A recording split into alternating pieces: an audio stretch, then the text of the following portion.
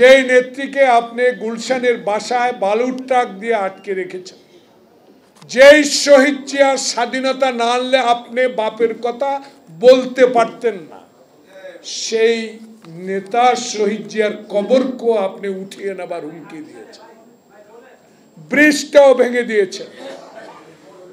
আজকে এই দিনে তাই শহীদ জিয়ার কথা বারবার আমার মনে পড়ে যে শহীদ জিয়ার বাংলাদেশ আপনি বানিয়েছেন বাবার বাংলাদেশ।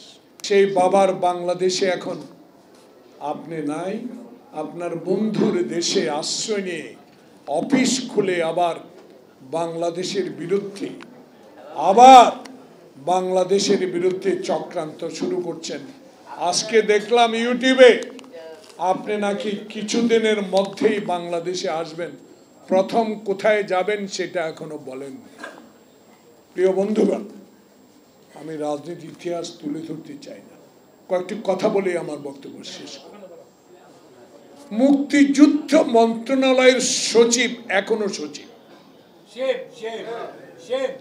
এই সরকার আপনার আমলে বলে নির্বাচন করতে দেব না, বিএনপির পিঠের চামড়া উঠায় ফেলবেন, যারা নির্বাচনে অংশগ্রহণ করবে তাদের খবর আছে। এই সব কথার উত্তর আপনাদের দেওয়া উচিত ছিল। নির্বাচন হবে আমার দৃঢ় বিশ্বাস, আমি বিশ্বাসও করি। নির্বাচন ঠেকানোর যারা বলে তাদের সে শক্তি নাই, শক্তি একমাত্র আল্লাহ আর জনগণ বিএনপির সাথে। জনগণ বিএনপির সাথে। গণভোট চান, পিআর চান, নির্বাচন চান, সব একই কথা আপনি বলেন, কিন্তু আসেন না। পিআর গণভোটের আগে একবার জনমত যাচাই করে দেখেন বাংলাদেশে কত পার্সেন্ট ভোট আপনাদের আছে, তারপর আপনাদেরকে পিআরের কাছে নিয়ে যাবে।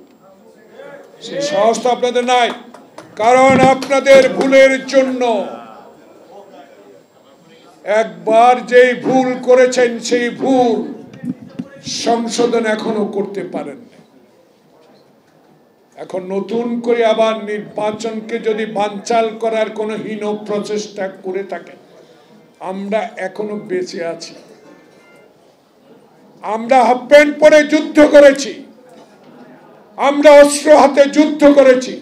আমার নেতা সেক্টর কমান্ডার ছিল, তাই সে আদর্শের সৈনিক আমরা। নির্বাচন বানচাল করার কথা দয়া করে আর বলেন না।